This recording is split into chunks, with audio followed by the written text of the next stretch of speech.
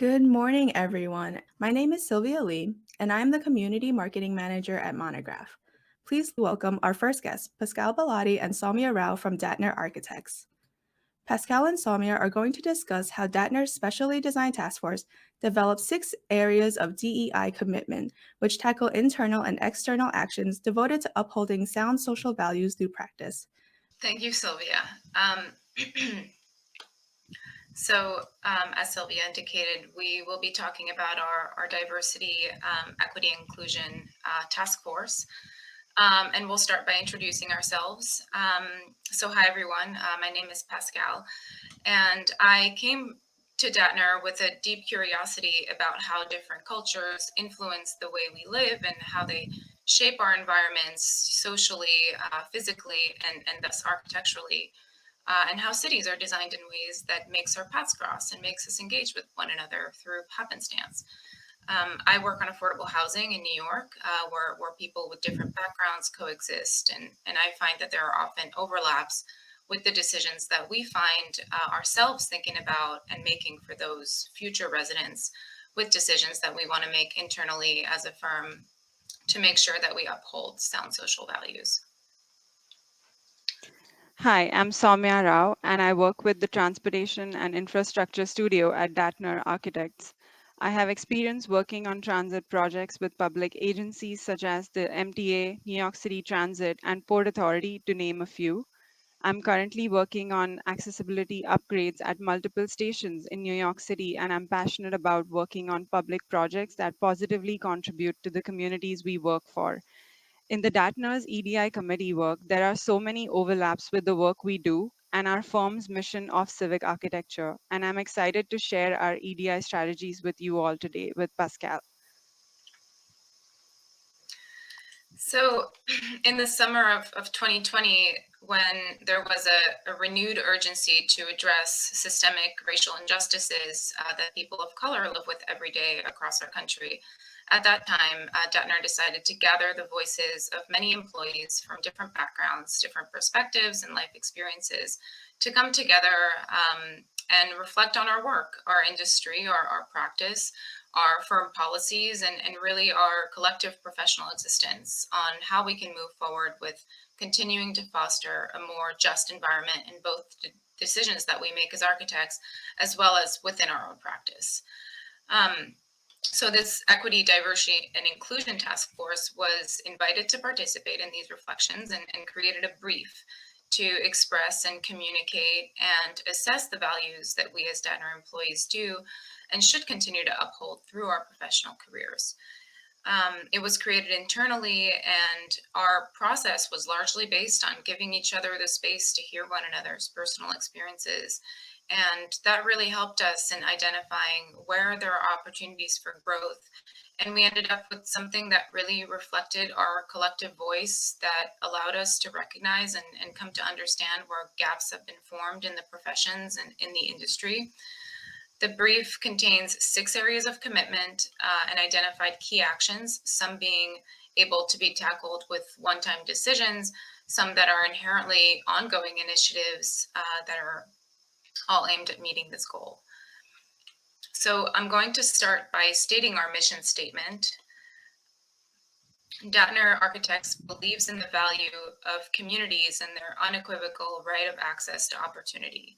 Based on this belief, we seek to continually examine ways to cultivate a more equitable mode of practice by removing the racial and sexual orientation and gender identity biases embedded in our societies and our systems today.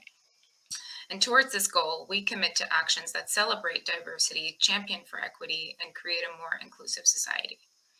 Internally, we pledge to take conscious actions to support Black, Indigenous, and people of color and LGBTQ persons across all levels to continue to foster a firm culture that enables our people to achieve their highest level of creativity and authenticity.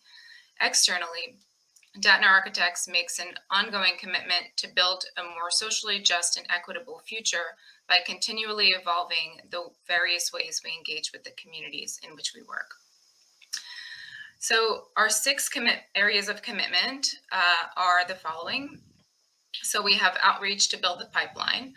Here we recognize that as architects, we can be directly involved in the process to architectural education through our collective networks of school affiliations by connecting them and helping to educate on the architectural profession and seeking to close gaps one by one in our current education systems. We have recruiting and hiring to follow through on our efforts in the outreach commitment area. Here, we advocate for equal opportunities for all candidates coming our way by engaging in equitable hiring practices. Retention culture and policy. So internally, we pledge to build a supportive environment in our staff and in our daily operation, identify barriers that limit the success of employees, and increase support and resources for the staff. Staff training and education. So here we're also addressing our internal culture. We provide mandatory implicit bias and upstander training for all staff by professional consultants, and including the firm's leadership. So within our work and promoting thought leadership, this involves expanding and applying our work, where we take a look at our creative process and ensure that it involves a deep understanding of the communities in which we work and those who we draw for. And then finally, internal and external visibility. So here we seek to communicate our shared values and ethos as a firm as effectively as possible. So these are the commitment areas that the task force developed. To implement those, we've assembled a steering committee with representation from our architects, leadership, marketing, HR, obviously, to make sure that we're following through on the ongoing actions and continuing to advocate to push the envelope. And by the way, if you're part of a firm or an organization and you're looking for a place to start with how to evaluate where you stand currently on EDI policies and initiatives, these might be a good place to start and even just give some inspiration. And of course, I'm sure there are many nuances that we may not be thinking about or addressing here that you may think of. So now we'll go into each of these commitment areas in further detail and outline what our objectives are and what we began to tackle and what we're continuing to plan for. So this is the outreach to build pipeline commitment area. This commitment area focuses specifically on K through 12 outreach. We believe that as architects, we have the power to be directly involved in addressing social issues regarding race and access to architectural education by laying the foundation early on for next generation architects through specific methods that impact the youth in our communities. I'd like to share a statistic with you all. Black or African American people are the least represented group in architecture, with only 2% licensed architects in the US, and African American women represent approximately 0.4% of licensed architects. We believe that outreach to build pipeline is a necessary investment that will occur over the long term and will result in benefits to the parallel EDI commitment area of education, recruiting, and hiring. Outreach is equitable when youth of all socioeconomic backgrounds know about architecture as a profession and are supported in their efforts to pursue a professional degree.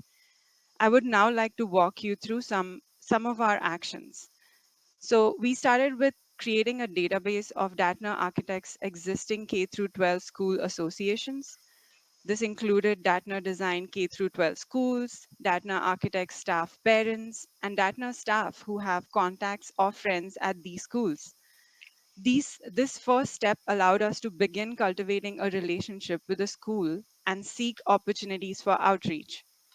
Next, we focused on gathering resources to help staff contact these K through 12 schools and seek speaking opportunities and career days. We continue to encourage, track, and support our staff for participating in these pipeline building activities. We also have a long-standing association with ACE Mentoring, and we continue to support our ongoing involvement with ACE. We truly believe these efforts that expose a wider group of students to architecture, reduce barriers to participation, and encourage all voices. Our profession needs to increase diversity so that we can design for the communities we serve. We can better design for the communities we serve. So our work and thought leadership, we are architects whose work focuses on civic spaces and the urban experience. So we are inherently a mission-driven firm. We work on public transit projects, schools, libraries, housing, recreation facilities and community centers. And we really seek to transform these environments by designing thoughtfully and engaging with the communities using the buildings. Before we get into our firm's project, for a couple of years, we've participated in two initiatives. The Aia Day of Service, where we team up with non-for-profit organizations, Neighborhood Now, which aims to connect neighborhoods that have been specifically hard hit by the pandemic with design firms to improve some existing conditions presented to us, provide neighborhood assessments, whatever the project may be. And so we work on this and assemble teams internally that volunteer their time to provide this service to assist an immediate community and improve some aspect of their standard of living. So both of these initiatives have allowed us to participate in public workshops and bringing creative ideas and solutions to the table and to life to communities in New York City. Also, a vital part of this thought leadership commitment area is to take a selective look from specifically an equity, diversity, and inclusion standpoints at the projects we pursue. And so we've incorporated a go and no-go process when considering projects to pursue. And if they don't align with these goals, we don't take them. Within our own work, this is directly how we address our projects, how our projects can benefit from developing processes to ensure that the whole team has an individual and also a collective understanding of what the goals are. We know that understanding the neighborhoods in which we work enhances the positive impacts of our work. And to do this, we want to empower all the voices within the firm of all levels to contribute to thought leadership. And to do this, we're working on increasing community engagement practices as part of our scope of work for our projects, like attending community board meetings that project teams can incorporate into the design process and eventually engage more with these local community groups. To streamline the process of incorporating site research and context research into our projects, we've created a community awareness checklist worksheet to include as part of the scope of work for our projects. It's a place to gather information about the context and to get to know the neighborhoods through various lenses, depending on the type of information that would be most valuable for a project. Specifically gathering quantitative data about neighborhood demographics and statistics that may tell us more about the cultures that predominate, what line of work people are working in, employment statistics, and different information can be sought out depending on the type of project. We also look at things like health data and environmental justice takeaways, looking at qualitative data specifically to help us understand the neighborhood's access to resources and perhaps beginning to draw parallels with the health data of the area. That includes, looking at existing air quality, heat island effects, food deserts, transportation access, and so forth. And so once we start to process this information, that's when it becomes helpful to emphasize the needs and what we should be particularly mindful of in our process and in our conversations with clients. In many of our projects, there are zoning overlays that require commercial space at the street level. And one example I'll give is that, after doing this research, if we come to realize that we're designing in a food desert, a place that has geographically no or little convenient access to affordable, nutritious food, then we can have more informed conversations with clients about the types of spaces the building needs, the types of retail tenants participating in the FRESH program, and things like that. And so with all this being a part of the process at the onset of projects, the task force also believes it's just as important to remain present until the end of the projects, where we can assess the effectiveness of our work, like being able to develop and roll out post-occupancy surveys, and really reach out to the residents and help us understand how, what worked, what didn't work, and the effectiveness of our decisions during the design process. And also, I'm talking from an affordable housing perspectives, but for all our projects that aren't specifically housing, this would apply as well.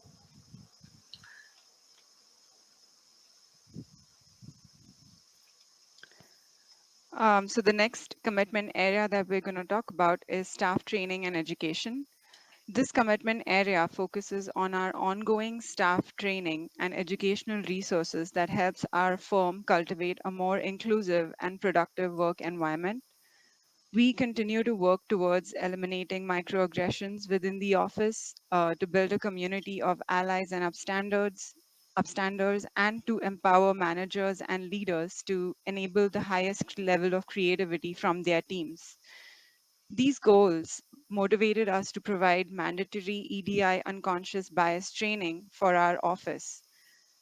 We did this in small groups meetings, and both staff and leadership participated in it.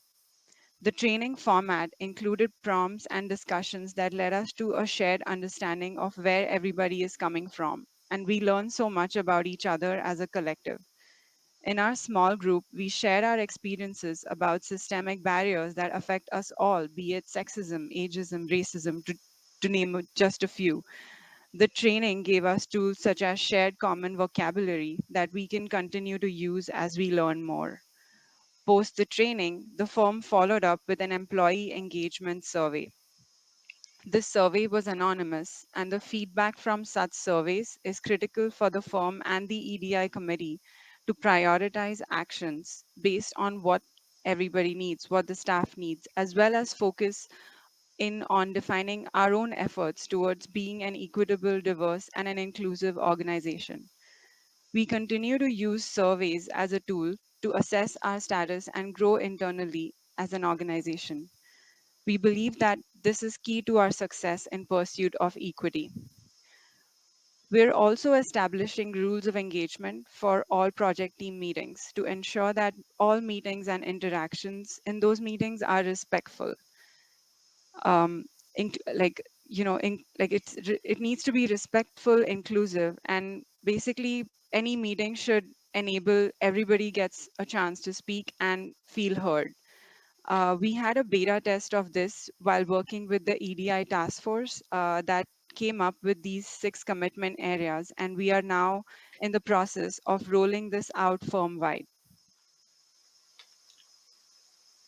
Yeah. So recruiting and hiring.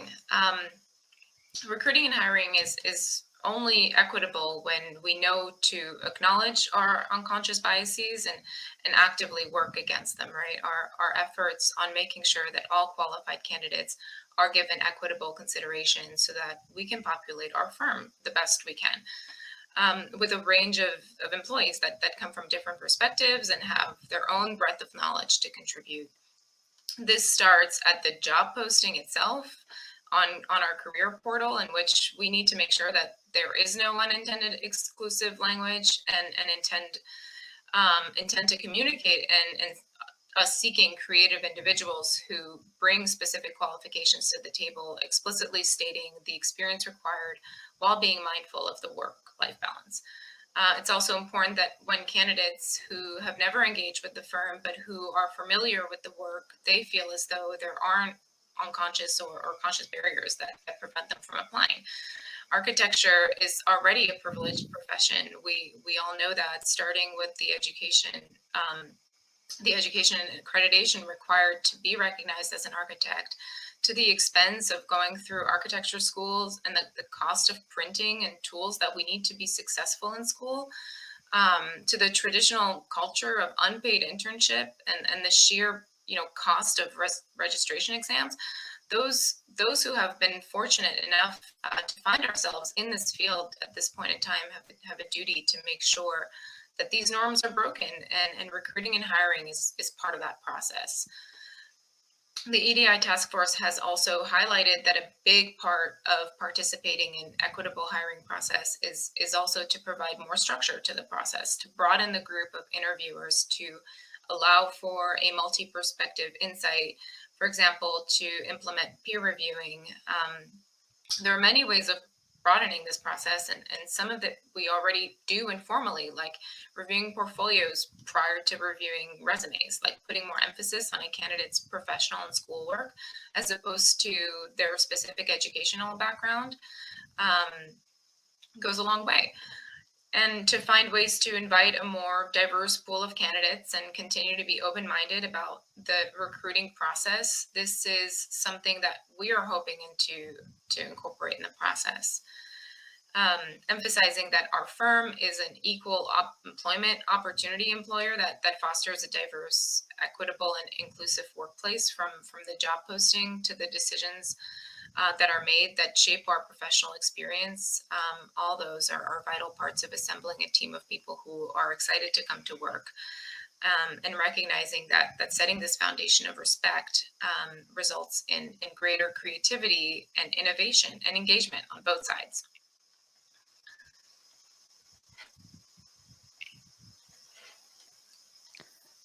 This commitment area is internal and external visibility. The internal and external visibility of the work we do communicates our common shared values and ethos as a firm whose work directly impacts our local communities.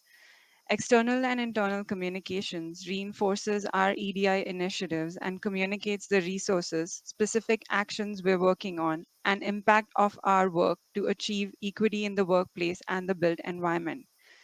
The ways in which we communicate our value system is extremely important in showing support and providing critical resources to engage and educate on key EDI topics for employees, prospective applicants, industry peers, end users, and repeat clients. Internal and external visibility becomes equitable when we utilize our external media channels and internal communication networks to share our progress, highlight, and to provide a voice to our diverse network of employees. These goals motivated us to become a corporate member with the NOMA, the National Organization of Minority Architects, and with our commitment to sharing EDI specific events and resources with the firm, and with the digital nature of our lives in the past 2 years, we have an employee generated diversity and inclusion Microsoft Teams channel that is tied to a shared EDI calendar. Anybody can share any upcoming events and add it to the shared calendar. I would also like to mention that the diversity and inclusion Teams channels have multiple groups such as APIDA, LGBTQIA, allyship, etc., that have been generated by the employees. And we also have a dedicated space to share any recent EDI initiatives or resources within the Teams channel. This employee created space was where we all share our experiences, our feelings, and had difficult conversations back in 2020. That is also tied to the mission statement, of our task force, which really led to the formation of the EDI task force and eventually the committee. We also encourage staff to use personal pronouns in our email signatures if they wish to do so. Tied to our outreach to build the pipeline commitment area, we shared an internal newsletter that spotlights the people who took part in career days, speaking opportunities, and highlighted the people who took part in ACE mentoring. This newsletter was shared using a program called Microsoft Sway, and we put it out there internally for everyone to see. And the program also gave us statistics of engagement. We are working on a framework to share EDI progress more frequently and immediately with the firm, and the newsletter is one of the ways we look forward to doing that. I'd also like to mention that we included a section in the EDI newsletter to celebrate multicultural holidays and festivals and share EDI resources and events. We also continue using the firm website to highlight EDI initiatives. So retention, culture, and policy. This commitment area seeks to foster our work environment, culture, and daily operations to be just and as supportive as possible. We seek to understand our shortcomings a lot of the time by opening up the conversation with our colleagues in scheduled forums to ensure that voices are heard and that they feel supported in their professional goals. As part of this, there have been many employees generated Teams channels like Soumya just explained. These are a space for discussion and just a space to support one another and share articles, events, and a venue for these conversations to happen. We've recently moved to a new office, and also part of making the environment inclusive physically for the firm is working on, we're still moving in, but working on providing spaces in the office for emotional needs and wellness. Spaces that are there when we need them, that are private and are just a space away. We're all human, we all need breaks sometimes, and it's when we realize that providing such a space and caring about the well-being of employees does contribute to the overall satisfaction and therefore bandwidth of creative output. Keeping the conversation open with our peers also means increasing firm support for employee resource groups like our women's group to have the time and space to gather.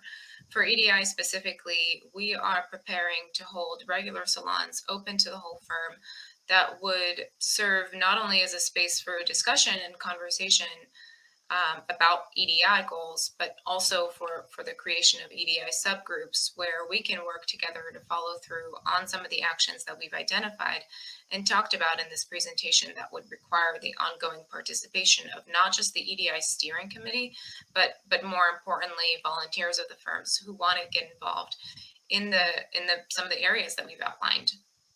For example, the outreach subcommittee would join forces to continue and maintain the database of school affiliations and identify and encourage speaking opportunities at these schools.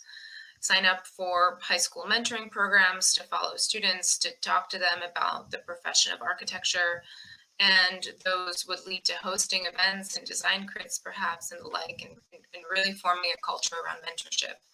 And so these are examples of things that would benefit from creating a resource groups to bring the whole firm in addition to working on the back end on our policies. For the work we do subgroup, we would form research groups that get together and consolidate the knowledge that we are collectively compiling and putting them in forms that are easily accessible for use, and of course, keeping mindful of BIPOC perspectives in this research and finding ways to reach out to community groups during the design process. For the visibility subgroups, it's all about writing and sharing EDI-related materials and leading these salons by hosting discussions such as on the relationship between the built environment and race and gender identity.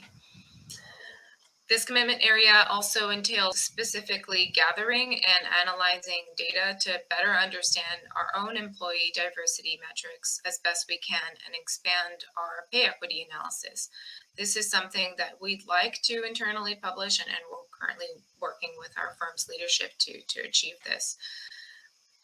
Also on the back end, we're looking at our firm policy documents like the employee manual and providing a clarified, clearly communicated process with timeframes for salary discussions and performance review processes so that there is an established standard that everybody can strive for. And so that concludes our commitment area. So looking ahead, and looking back at what we've established as priorities and what we've started, it's so important to make sure that these initiatives that we've established are going to be continued and built upon by not just the steering committee, by the whole firm. Like I mentioned earlier, the EDI committee is a steering committee that includes leadership, human resources, marketing, and a representative from each studio. And our role is to always continue to evaluate our progress in the initiatives that we're working on. The positions are rotating so that we can continue to diversify the perspectives being brought to the table. We recognize that change doesn't happen overnight and that there is so much planning to do to realize these initiatives, but we know that it's important to continue to communicate these goals. Looking ahead, the big focus is working on bringing in the larger group of the office to participate in ways directly related to these commitment areas we just spoke about, and help in outreach effort and building upon the work we've started. Much of what we're looking forward to tackling are efforts that inherently involve this collective participation, where these subcommittees share their process and open the floor for discussion. And it's very important to note that in supporting these efforts, the firm's leadership being involved is really important and really invaluable to the process of such initiatives, and fostering a community within their own office and giving a voice to those who speak up to help advance together. Yeah, and really, as a reflection, right? Like when we started working on the EDI task force, the very first meeting we had, we shared our personal stories. And even with a group of like-minded people, I learned that all of us have so many different histories. And it gave me an understanding of the struggles and the pain borne by all of us due to the systemic inequities that we're tackled with. Establishing an EDI committee was critical, and now we use these commitment areas as a guide to advocate for issues and to figure out if we need to step back and assess some of these initiatives. Once you really start regularly meeting and working, in the committee, you realize that there are so many difficult conversations to be had and difference of opinions. And it is extremely important to have allies within the firm and the leadership to keep the momentum going. I also want to say that, we reached these six commitment areas as a group, as a way of organizing the work for, our firm. And you might find that you would come up with different conclusions and, to organize your firm's EDI goals. And it's really important to recognize that this is a daunting and overwhelming, and we do recognize that. So, please feel free to reach out to us. Our contact information is on the screen, and we will do our best to help you out. The important thing, I think, is to just keep the momentum going and, not let the conversation stop, because there are so many different aspects of the work we do, and I truly believe that EDI work is everybody's work. So thank you so much. Thank you all. Thank you so much, Soumya and Pascale. That was like the closing statement you said, that EDI is everybody's work, is like absolutely major. Like it's not on those who are underrepresented to do the work to make themselves be seen or try harder. Like no, it's everybody's work to ensure that everybody's included. I put a question in the chat because I'm very curious for those in the audience. Let's get a little specific. What does inclusion in the workplace, equity, diversity look like? I like how you showed all different ways. It's not just hiring, it's also the work that you do as an office. Although I think most people would think, at least for me, first off, that we can diversify our companies much more. That's, I think, a major place where we're lacking. I'm going to take a step back. Can you describe the culture of Dattner a little more that can foster a place like this where this is such an important task force that is created? I don't think people will ever say that it's not important, but it's another thing to actually take the steps and actions. You mentioned that there's even a go, no-go process for projects. Can you describe how does this actually exist in a workplace, in an architectural firm? Yeah, and I think, as we've sort of gathered from everything we've talked about, this really shows up in everything that we do, right? And we're a firm that contains architects, that contains, people that work on marketing, accounting, HR. And so not all of us have the same tasks, right? And work on everything. And so what we know as a EDI committee is sort of like, and Soumya and I specifically, we are here to represent the sort of the grassroots initiatives. And what we know is that we have to align our EDI goals with the projects that we pursue and the projects that we say yes to. And like what we can do is bring that to the leadership. And this is what our position is. And so it's really the specifics of deciding, how the proposals go and what projects we do sign on isn't specifically our task, but what they have done is begun to incorporate this process in which if the project doesn't truly align with these values, then it's not going to move forward. Yeah, and I think it's also like, the culture of Dattner is, we are a mission-driven firm, and, the work we do is affordable housing. I specifically work on transit projects that, are eventually going to be used, accessibility upgrades, like, there's so many stations in New York that need elevators. So I think, I think the culture aspect, like inclusion, really builds a culture of belonging by, actively inviting, different opinions and different voices.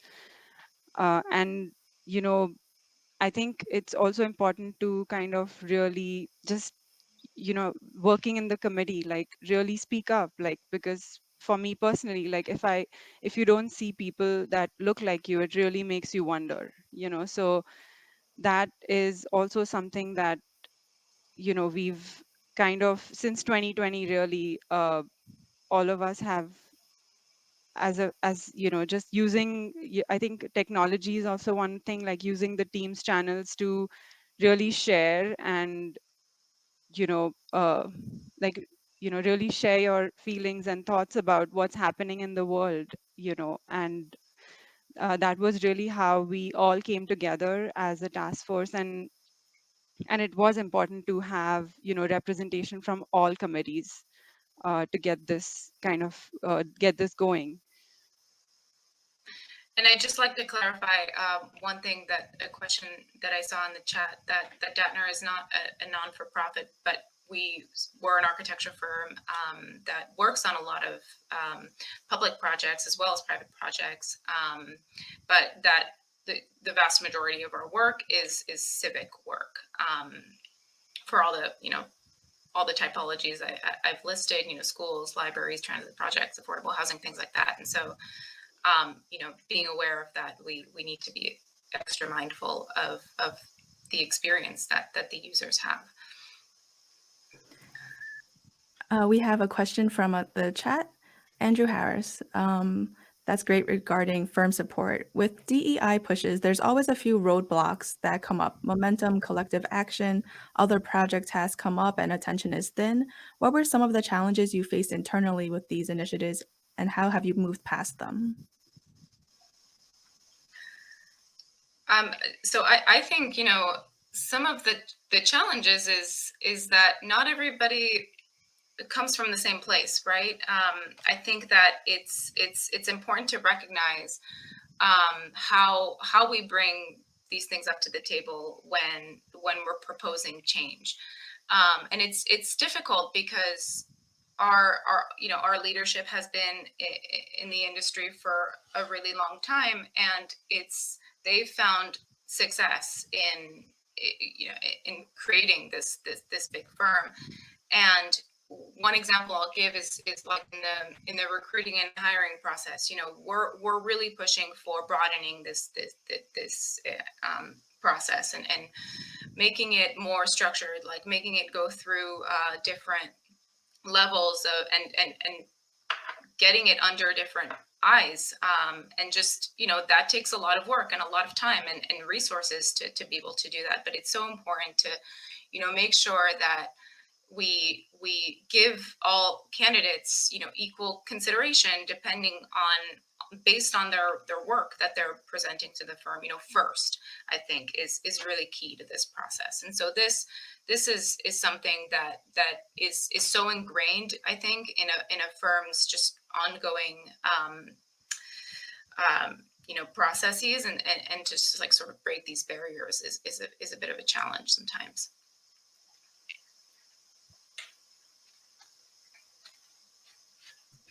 Another question from Danielle Spinello. What resources or materials would you recommend when starting these conversations? And also, maybe how do you go about starting the conversation? Do you go to your manager or do you start from the top down?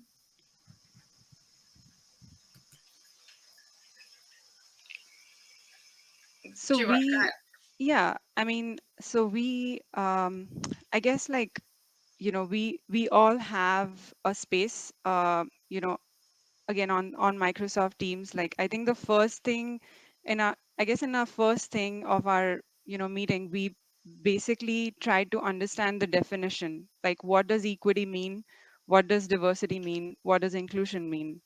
And to really understand what those three things are, uh, I and honestly, it's like right now the steering committee has representation from everybody, but the way it began was it was a top down approach. Like our firm recognized that in 2020 with what was going on with the Black Lives Matter movement, and you can see like all of these commitment areas have uh, you know like you need representation, you need diversity, we can clearly visibly see that there needs to be more in the profession and also within the firm. So currently what we're doing is we have these organizational commitment areas, and we have actions within those commitment areas, and we're using that to kind of give us the start to organizing some of these actions. And in terms of resources, we used a lot of the AIA guides for equitable practice. As a tool, we attended a lot of talks that were going on since 2020, to realize we also looked at what other firms are doing. We all have to kind of help each other out while coming up with like a truly equitable fair equitable access to information. So I think, yeah, the AIA guides of practice was one tool we used. Also understanding the definitions for what each of these mean, like diversity, equity, and inclusion, was like the first thing. And I think I also want to talk about like how do you really start is the first ever meeting of the EDI task force. Like all of us shared our own personal stories, like as an example, like I shared about how my journey was, like coming from Bombay to the US to pursue my master's, and kind of selecting the firm, like also like how we all kind of came to Dattner, and also to understand what our personal histories were. And I think that was a great way to start, like just listening to each other, like listening to like active listening, like to understand what someone is saying, I would say also is a great way to start. I'm curious, as we are about to wrap up this session, is there something you can share that since your initiatives have started that came about because of this, like a moment that you can see that this was like the effects of your work?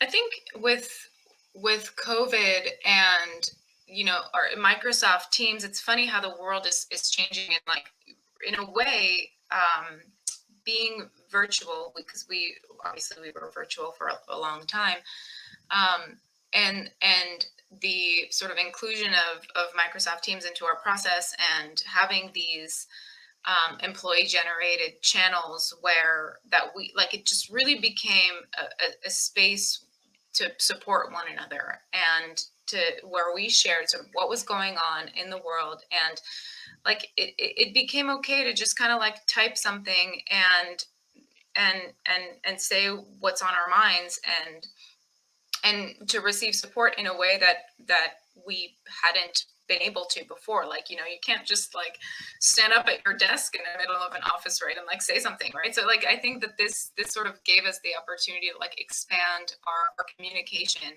in a way that wasn't there before. So I'm just thinking of the positive sort of aspects that came out of the virtual world, and it's been important, I think. I really appreciate that. I always felt a stress in the workplace when there was something going on, but no one was really talking about it or it wasn't mentioned. And so even if it's unrelated or a heavy subject, I think it's always worth bringing up in the workplace because you don't know who's being affected by what or what shared experiences you have. So I agree. Like we should really make an effort to use our work channels, but also connect as people. We do the same thing at Monograph with our Slack channels, where it's a very open place for you to share what and all the different types of personalities that you have and interests. Thank you so much for your time, Pascale and Soumya. Thank you so much for your time. Thank you Thank you so so much. much.